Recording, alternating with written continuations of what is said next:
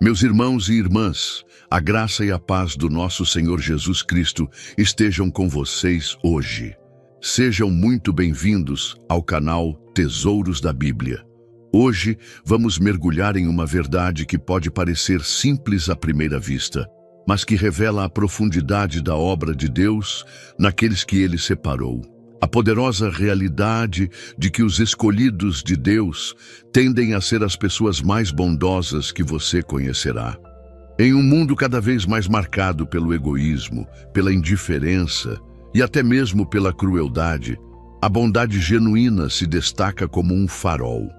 E embora a bondade seja uma virtude desejável para todos, há uma fonte e uma profundidade na bondade dos escolhidos que a diferencia. Não é uma bondade superficial, motivada por interesse próprio ou pela busca de reconhecimento humano.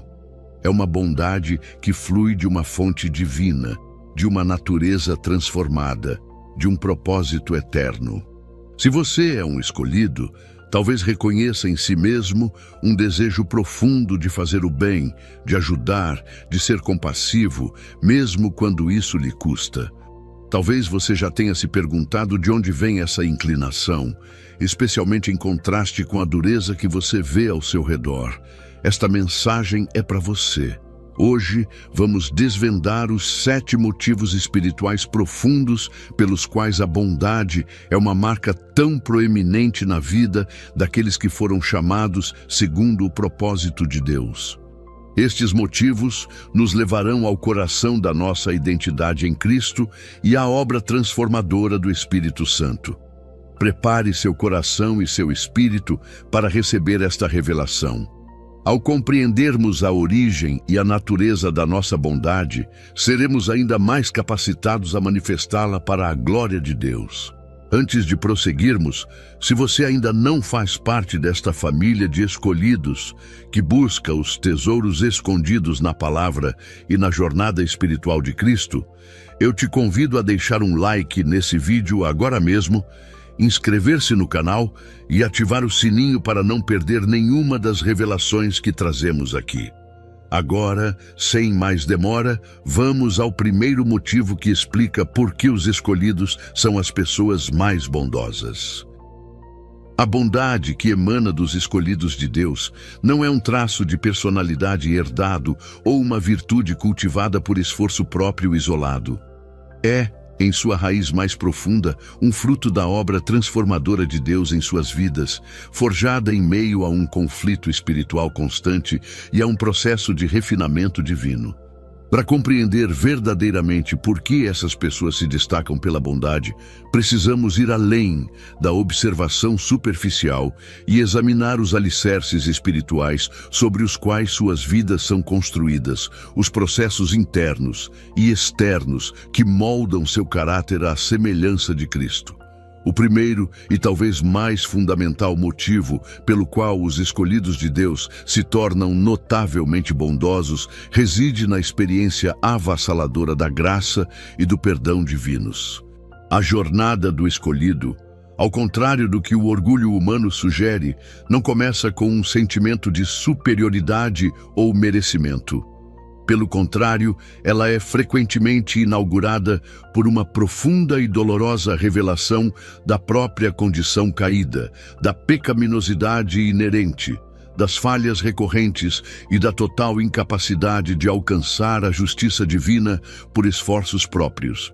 É um confronto com a realidade sombria do abismo que o pecado criou entre a criatura e o Criador. Eles veem a extensão de sua própria indignidade, a vastidão de suas transgressões e a impotência de sua vontade diante da santidade de Deus. Essa consciência, muitas vezes agonizante, é o ponto de partida.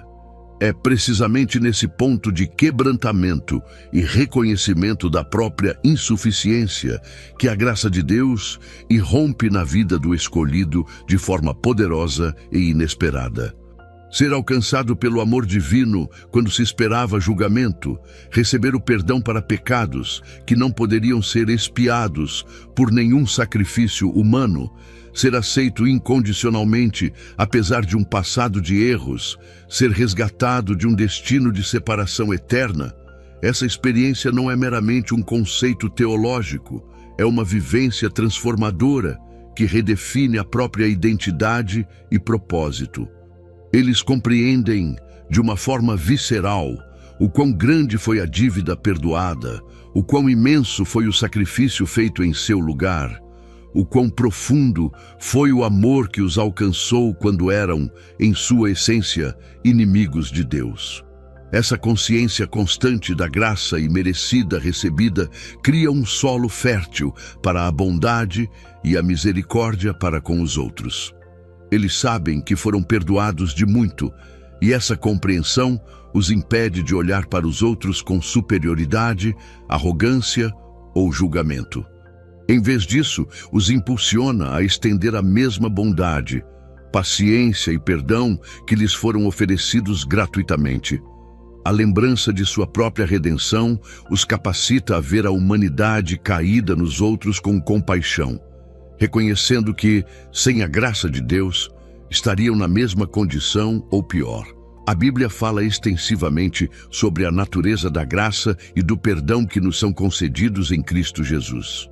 O apóstolo Paulo, cuja vida foi dramaticamente transformada pela graça divina após perseguir a igreja, é um exemplo vivo dessa verdade. Ele se considerava o principal dos pecadores, mas foi agraciado com misericórdia para que Cristo pudesse mostrar nele toda a sua longanimidade. Sua vida e seus escritos são um testemunho eloquente do poder transformador da graça, que não apenas salva, mas também capacita a viver de uma nova maneira. Em Efésios capítulo 2, versículo 8 e 9 lemos: "Porque pela graça sois salvos por meio da fé, e isto não vem de vós, é dom de Deus. Não vem das obras para que ninguém se glorie." Esta passagem bíblica fundamental ressalta que a salvação é um presente imerecido. Quem experimentou um perdão tão grande e uma graça tão abundante não consegue reter a bondade. Ela flui naturalmente como uma resposta transbordante à generosidade divina recebida. A gratidão pela graça se manifesta em atos concretos de bondade para com o próximo, vendo em cada pessoa uma alma que também necessita dessa mesma graça transformadora. Em Colossenses, capítulo 3, versículo 13, somos instruídos: "Suportai-vos uns aos outros, perdoai-vos mutuamente, caso alguém tenha motivo de queixa contra outrem. Assim como o Senhor vos perdoou, assim também perdoai vós." Este mandamento direto de perdoar e suportar uns aos outros está intrinsecamente ligado à experiência de termos sido perdoados pelo próprio Senhor. A bondade, nesse contexto, é uma resposta lógica e espiritual à magnitude do perdão e da graça recebidos.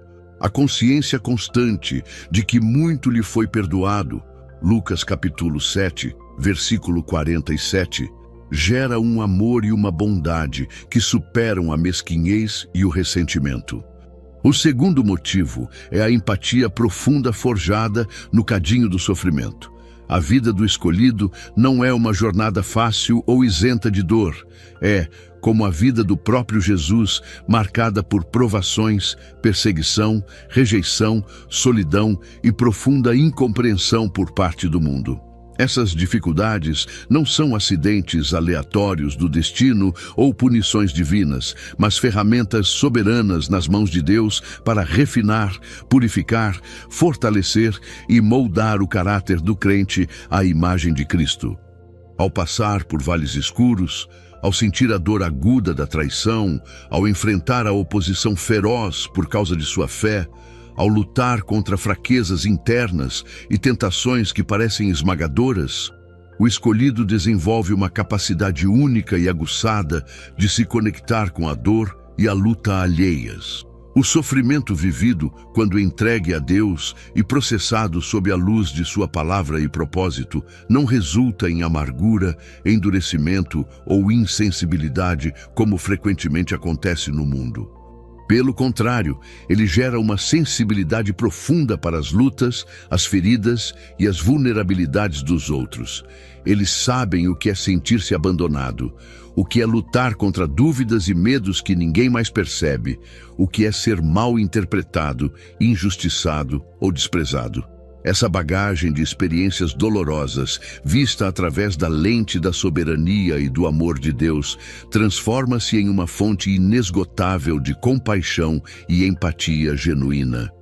Eles não apenas observam o sofrimento humano com distanciamento, eles sentem com o sofredor, pois já percorreram caminhos semelhantes e conhecem a dor que ele causa. Essa identificação profunda com a humanidade ferida do outro é um poderoso catalisador para a bondade. Essa empatia genuína impulsiona a bondade em ação de maneiras concretas e significativas. Ao ver a dor, a necessidade, a confusão ou a luta no outro, o escolhido é movido a oferecer conforto que vem de uma experiência real, a estender uma mão amiga que entende o peso do fardo, a compartilhar recursos, não por obrigação, mas por um coração que foi tocado pela necessidade, a orar com fervor por aquele que sofre, a simplesmente estar presente e ouvir, oferecendo um espaço seguro em meio à tempestade. A bondade aqui não é um gesto superficial de caridade ou uma demonstração de virtude, mas uma resposta visceral e autêntica à identificação com a dor alheia, uma dor que eles conhecem intimamente através de suas próprias experiências de quebrantamento e dependência de Deus. A Bíblia nos ensina que o sofrimento pode nos capacitar a consolar outros com o mesmo consolo que recebemos de Deus em nossas próprias tribulações. Em 2 Coríntios, capítulo 1, versículo 4, lemos que Deus, que nos consola em toda a nossa tribulação, para que também possamos consolar os que estiverem em qualquer tribulação, com a consolação com que nós mesmos somos consolados por Deus. Esta passagem bíblica poderosa ressalta como a experiência pessoal do sofrimento e do consolo divino se traduz diretamente em uma capacidade ampliada de estender bondade, compaixão e conforto aos outros que estão passando por dificuldades. A empatia forjada no cadinho do sofrimento torna a bondade do escolhido autêntica, profundamente sentida e incrivelmente eficaz para trazer cura e esperança. Em Hebreus, capítulo 4, versículo 15, sobre Jesus, lemos: Porque não temos um sumo sacerdote que não possa compadecer-se das nossas fraquezas, porém um que, como nós, em tudo foi tentado, mas sem pecado. Embora sem pecado, Jesus experimentou a profundidade do sofrimento humano, o que o capacita a ter compaixão. Da mesma forma, a experiência de sofrimento dos escolhidos os capacita a ter compaixão e a agir com bondade. O terceiro motivo é que a bondade nos escolhidos é uma manifestação direta da natureza de Deus, operando neles através do Espírito Santo. Esta é, talvez, a fonte mais sobrenatural da bondade que os distingue. A bondade que eles demonstram não é algo que eles geram por si mesmos através de força de vontade, disciplina moral ou esforço próprio isolado. É um fruto sobrenatural, uma qualidade divina que amadurece em solo fértil, cultivado pela presença constante e pela ação transformadora do Espírito de Deus naqueles que foram regenerados e selados por Ele. Quando alguém é escolhido por Deus e responde ao chamado divino através da fé em Cristo, ocorre uma transformação radical em seu interior, uma nova criação. A velha natureza, que é inerentemente egoísta, orgulhosa, autocentrada e inclinada à indiferença para com o sofrimento alheio, é confrontada, crucificada com Cristo e gradualmente subjugada pela nova natureza, que é criada à imagem de Deus em justiça e verdadeira santidade. O Espírito Santo, que passa a habitar permanentemente no crente, implanta em seus corações as qualidades e atributos divinos. A bondade, ou benignidade, dependendo da tradução, é explicitamente listada pelo apóstolo Paulo como uma das características essenciais desse fruto espiritual que a presença do Espírito produz. Isso significa que a bondade do escolhido não é uma performance para impressionar os outros, uma tentativa de ser moralmente superior ou uma estratégia para ganhar favores. É uma expressão espontânea, genuína e crescente da própria vida de Deus fluindo através deles.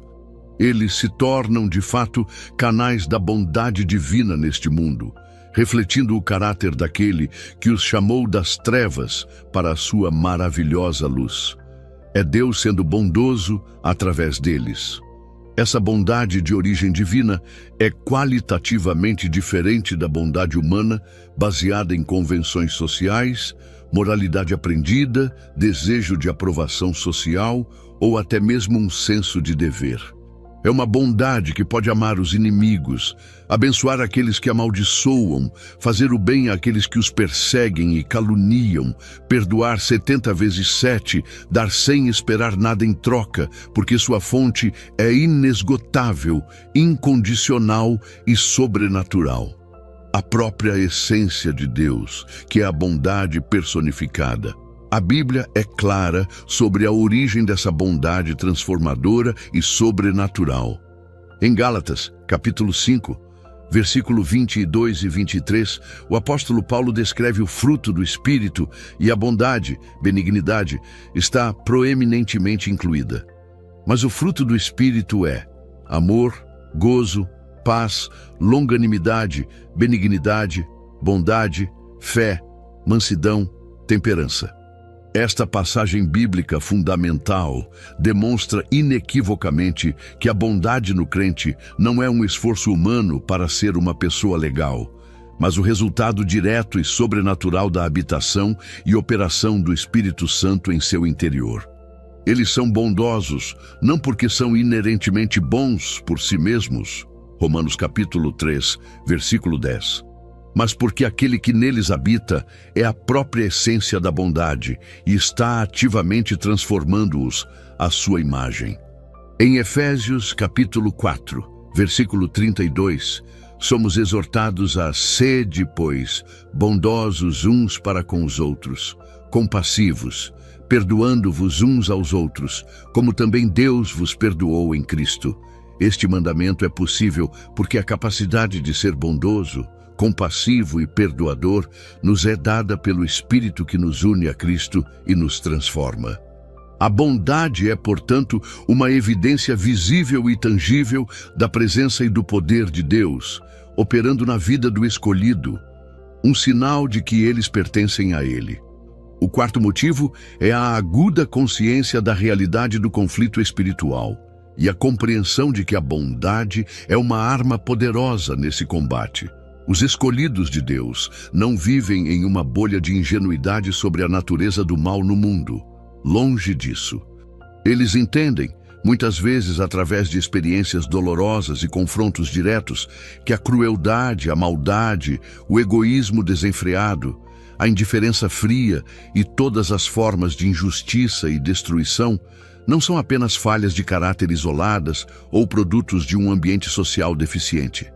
Eles reconhecem que essas manifestações são sintomas visíveis de forças espirituais das trevas que operam ativamente neste mundo para destruir, enganar, oprimir, escravizar e, fundamentalmente, separar as pessoas de Deus e uns dos outros.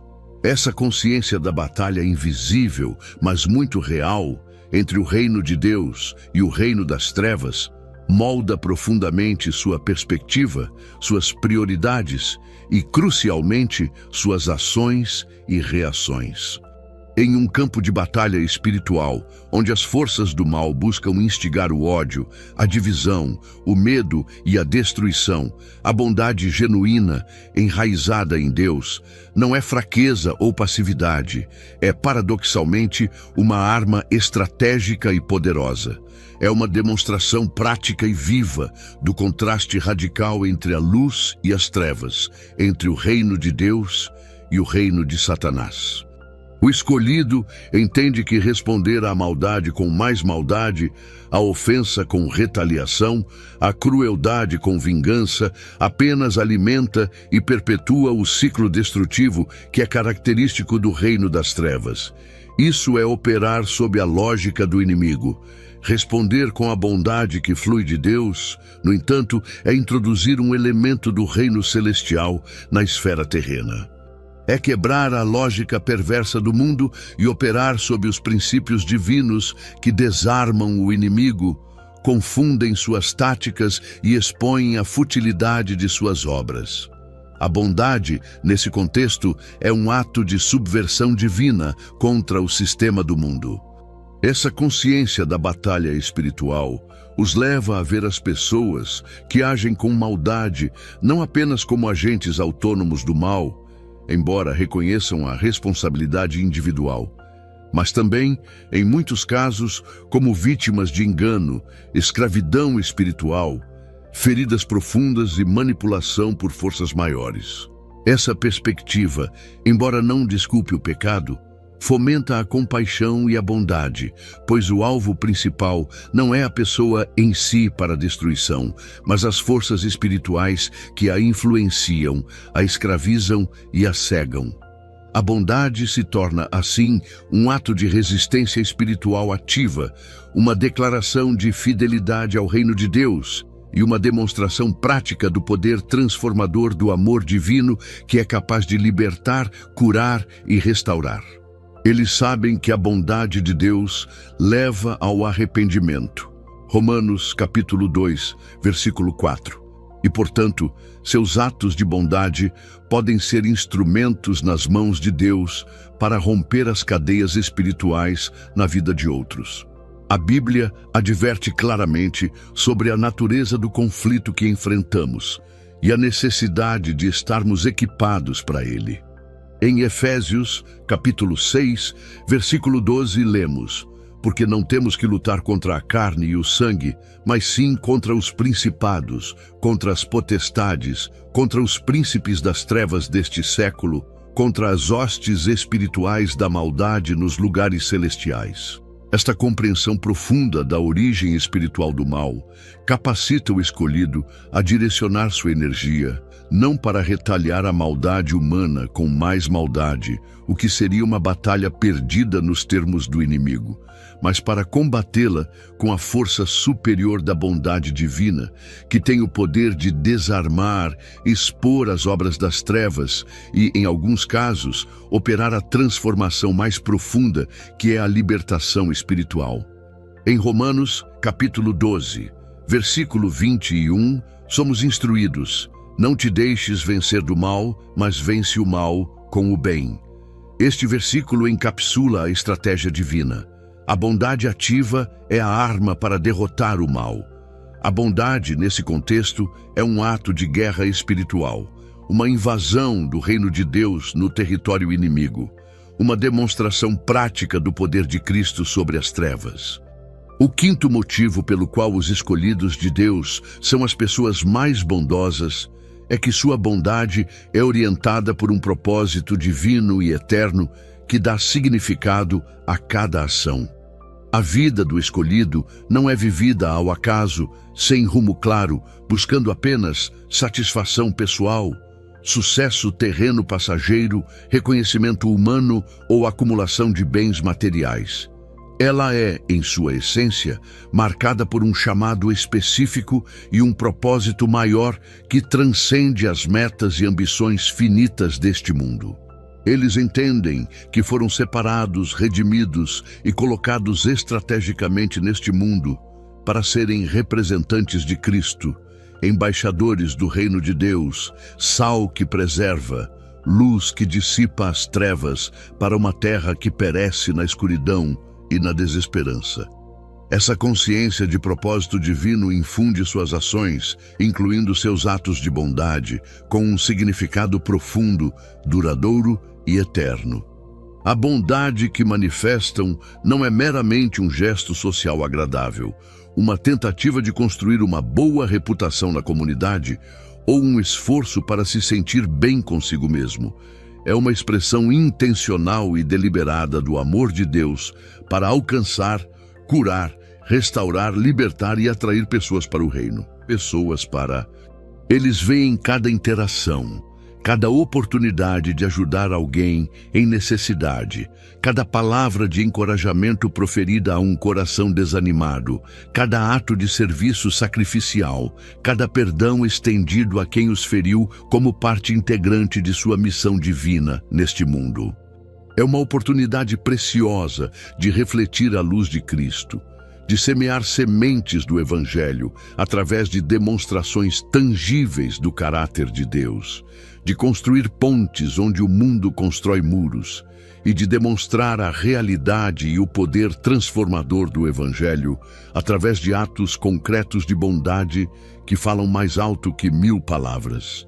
Seja um pequeno gesto de ajuda a um estranho na rua, uma palavra de conforto a um amigo em luto, um ato de serviço voluntário na comunidade que exige sacrifício de tempo e recursos, ou um perdão estendido a quem os feriu profundamente e não merece. A bondade do escolhido é frequentemente motivada pelo desejo ardente e pela paixão de cumprir o propósito para o qual foram chamados por aquele que os amou primeiro. Eles buscam glorificar a Deus em tudo o que fazem. 1 Coríntios capítulo 10, versículo 31. E a bondade é uma das maneiras mais poderosas, visíveis e eficazes de manifestar essa glória em um mundo que tanto anseia por ver algo real, autêntico e bom em meio a tanta falsidade e crueldade. A Bíblia nos ensina que fomos criados com um propósito específico e que esse propósito inclui a prática de boas obras. Em Efésios, capítulo 2, versículo 10, lemos: Porque somos feitura sua, criados em Cristo Jesus para as boas obras, as quais Deus preparou de antemão para que andássemos nelas. Esta verdade bíblica fundamental estabelece que a bondade do escolhido não é um ato isolado de caridade ocasional, mas uma parte integrante de um estilo de vida que busca cumprir o desígnio eterno de Deus. A bondade se torna, assim, uma ferramenta essencial no arsenal do escolhido para cumprir sua missão no mundo, um reflexo do propósito para o qual foram criados e recriados em Cristo. Em Mateus capítulo 5, versículo 16, Jesus instrui seus seguidores: Assim resplandeça a vossa luz diante dos homens, para que vejam as vossas boas obras e glorifiquem a vosso Pai, que está nos céus. As boas obras, que incluem a bondade, são o meio pelo qual a luz de Cristo resplandece através do escolhido, levando outros a glorificar a Deus. A bondade, portanto, é um ato de adoração e um meio de evangelismo. O sexto motivo reside na humildade profunda, forjada através das provações que expõem a total dependência de Deus. Como já mencionamos, a jornada do escolhido não é um caminho plano e fácil. É, ao contrário, frequentemente pavimentada com desafios, dificuldades, fracassos, decepções e situações que expõem suas fraquezas, limitações e total incapacidade de controlar as circunstâncias ou de confiar em sua própria força, sabedoria ou recursos. Essas experiências humilhantes, embora dolorosas para o ego humano, que naturalmente busca autossuficiência e controle, são absolutamente essenciais no plano de Deus para quebrar o orgulho, a arrogância, a presunção e a autossuficiência que são tão inerentes à natureza humana caída e que são barreiras significativas para a verdadeira bondade e compaixão. Quando o escolhido passa por situações onde sua própria força falha miseravelmente, onde seus planos mais bem elaborados desmoronam diante de seus olhos, onde são confrontados com a realidade de sua própria imperfeição, pecaminosidade remanescente e incapacidade de salvar a si mesmos ou de mudar a si mesmos por completo, a humildade começa a florescer em um nível profundo e genuíno. Eles aprendem, não apenas intelectualmente através de sermões ou estudos bíblicos, mas experimentalmente e na prática, que qualquer bondade, virtude, capacidade, sucesso ou força que possuam não vem de si mesmos, de seus próprios méritos ou esforços, mas é um dom puro e imerecido da graça de Deus, operando neles e através deles. Eles se veem como vasos de barro frágeis. 2 Coríntios capítulo 4, versículo 7. Totalmente dependentes do oleiro divino. Essa consciência constante de sua própria fragilidade, falibilidade e total dependência da graça, misericórdia e força de Deus os torna inerentemente mais pacientes, compreensivos, gentis e bondosos para com as falhas, lutas, erros e imperfeições dos outros. Eles não olham para baixo para aqueles que tropeçam, caem ou erram, pois se lembram vividamente de quantas vezes eles próprios caíram, falharam, pecaram e precisaram desesperadamente da misericórdia divina e do apoio, da paciência e da bondade de outros crentes. A humildade gerada pelas provações e pela constante dependência de Deus remove a base para a arrogância espiritual, o julgamento severo, a condenação apressada e a falta de paciência. Em vez disso, abre espaço para a compaixão genuína, a gentileza prática, a longanimidade paciente e um coração que está pronto para perdoar, restaurar e levantar aqueles que caíram. A bondade que surge de um coração humilde é genuína, despretensiosa, não busca reconhecimento ou louvor para si mesma e não se sente superior àqueles a quem serve. Ela flui naturalmente de um coração que reconhece sua própria necessidade constante da graça de Deus e, portanto, está pronto e disposto a estendê-la generosamente aos outros, sem distinção ou discriminação. A Bíblia nos exorta repetidamente à humildade e nos mostra como ela é agradável a Deus e essencial para receber sua graça e poder. Em 1 Pedro capítulo 5, versículo 5, lemos: Revesti-vos todos de humildade uns para com os outros, porque Deus resiste aos soberbos, mas dá graça aos humildes. Esta passagem bíblica demonstra a ligação direta e inseparável entre a humildade e a graça divina, que é a fonte da bondade sobrenatural.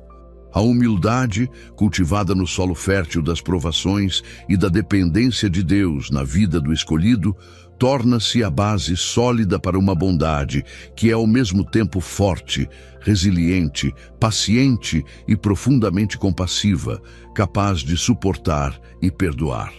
Em Filipenses capítulo 2, versículo 3, Paulo nos exorta: Nada façais por contenda ou por vanglória, mas por humildade. Cada um considere os outros superiores a si mesmo. Essa mentalidade humilde é a base bíblica para a bondade altruísta que caracteriza os escolhidos. O sétimo e último motivo que destacamos, que coroa e permeia todos os outros, é a perspectiva eterna que permeia a vida, as decisões e as interações do escolhido. Aqueles que foram verdadeiramente chamados e separados por Deus não vivem apenas para o presente, buscando gratificação imediata, sucesso terreno passageiro, segurança financeira ou a aprovação volátil do mundo.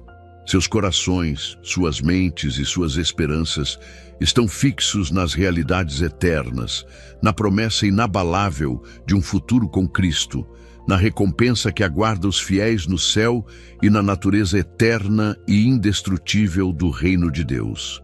Eles entendem que este mundo, com suas injustiças gritantes, suas dores profundas, suas superficialidades vazias, seus sistemas falhos e sua inclinação para o mal, é temporário e passará. Sua verdadeira casa, sua cidadania inalienável e sua herança eterna estão com Cristo na glória, não aqui na terra. Essa perspectiva eterna tem um impacto transformador e radical em como eles reagem às circunstâncias difíceis, às ofensas pessoais, às perseguições e a todas as formas de maldade que enfrentam no dia a dia e em como interagem com as pessoas ao seu redor. As ofensas terrenas, as ingratidões recebidas, as decepções causadas por outros, as perseguições sofridas por causa da fé, tudo o que poderia levar outros à amargura corrosiva, ao ressentimento paralisante, à retaliação destrutiva ou ao desespero avassalador, perde grande parte de seu poder destrutivo quando visto à luz da eternidade. O escolhido entende que o que realmente importa no grande esquema das coisas, na perspectiva de Deus e para a eternidade, são os valores eternos, o amor incondicional, a fé inabalável, a esperança viva, a justiça divina e, crucialmente, a bondade que reflete o próprio caráter de Deus e que tem implicações eternas na vida das pessoas, tanto na sua quanto na daqueles que são tocados por ela.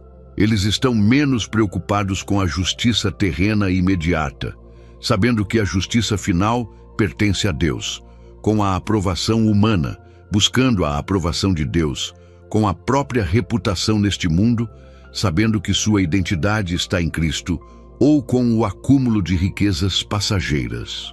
Eles estão mais focados em agradar a Deus em tudo o que fazem e em acumular tesouros no céu. Mateus, capítulo 6, versículo 20, onde a traça e a ferrugem não consomem e onde os ladrões não roubam. Essa liberdade das amarras do mundo, de suas preocupações passageiras e de seus valores distorcidos, lhes permite agir com uma bondade que não busca retorno imediato, que perdoa prontamente porque a ofensa terrena é pequena comparada à glória futura, que persiste em fazer o bem mesmo diante da oposição e da ingratidão, e que investe em vidas humanas com uma visão de eternidade, sabendo que cada alma tem valor eterno para Deus. Sua esperança não está neste mundo passageiro, o que lhes dá a força sobrenatural para transcender as reações humanas naturais de raiva, ressentimento, desespero ou vingança e responder com a bondade sobrenatural que flui de sua conexão inabalável com o eterno e com aquele que é eterno. A Bíblia nos encoraja repetidamente a fixar nossos olhos nas coisas que são eternas e invisíveis, em vez das coisas temporais e visíveis. Em 2 Coríntios capítulo 4, versículo 18, lemos: não atentando nós nas coisas que se veem, mas nas que se não veem, porque as que se veem são temporais, e as que se não veem são eternas. Esta visão de eternidade capacita o escolhido a viver e agir com uma bondade que não é limitada pelas circunstâncias presentes, pela resposta humana ou pela aparente futilidade dos esforços, mas que é alimentada pela esperança inabalável de um futuro com Deus, onde a bondade reinará plenamente, o mal será finalmente derrotado e toda lágrima será enxugada. A bondade do escolhido, vista sob essa luz, é um investimento no eterno, um reflexo da realidade do reino que está por vir. Em Hebreus, capítulo 12, versículo 2, somos chamados a olhar para Jesus, autor e consumador da fé, que suportou a cruz, desprezando a afronta, e assentou-se à destra do trono de Deus, por causa da alegria que lhe estava proposta. Essa perspectiva eterna de Jesus é o modelo para a perseverança na bondade, mesmo em meio ao sofrimento. Esses 7 motivos, interligados e operando em conjunto através da obra soberana de Deus na vida do escolhido, revelam que a bondade que os distingue não é uma característica superficial, um esforço moral isolado ou uma simples virtude humana. É uma marca profunda, complexa e multifacetada de sua identidade espiritual em Cristo.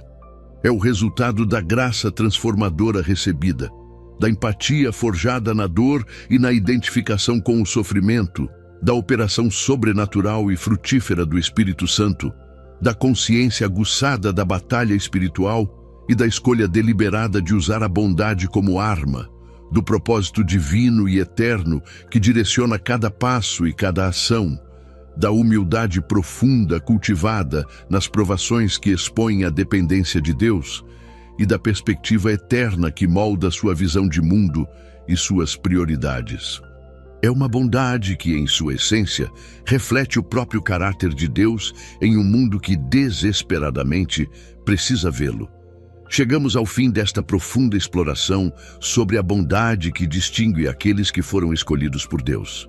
Vimos que essa bondade não é um traço acidental ou uma virtude facilmente adquirida, mas uma característica forjada no fogo das provações, enraizada na graça divina e alimentada pela presença e pelo poder do Espírito Santo. Longe de ser uma fraqueza em um mundo hostil e cruel, essa bondade é uma força poderosa, uma arma espiritual eficaz contra as obras das trevas e uma manifestação visível e tangível do reino de Deus operando em vidas humanas transformadas.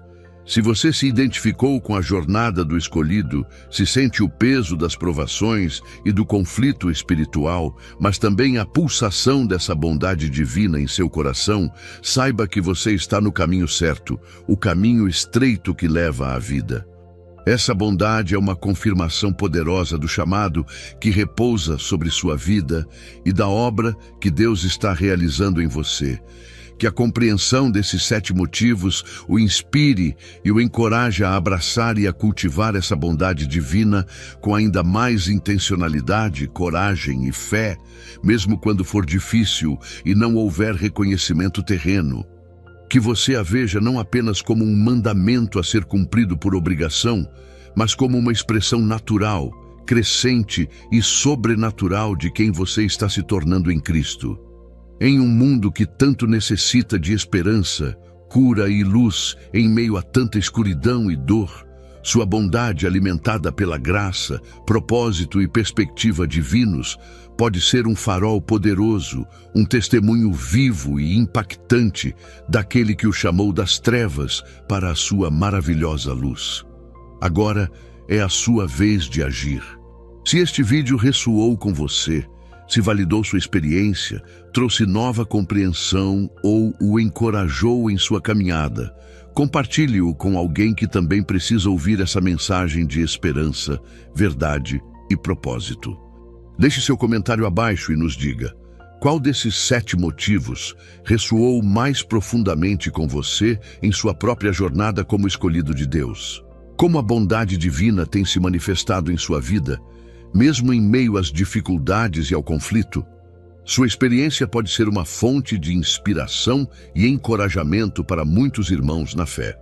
E se você ainda não faz parte da nossa comunidade de buscadores dos tesouros da palavra, inscreva-se no canal Tesouros da Bíblia agora mesmo e ative o sininho para não perder os próximos conteúdos que aprofundam as verdades eternas da palavra de Deus e nos capacitam para a jornada.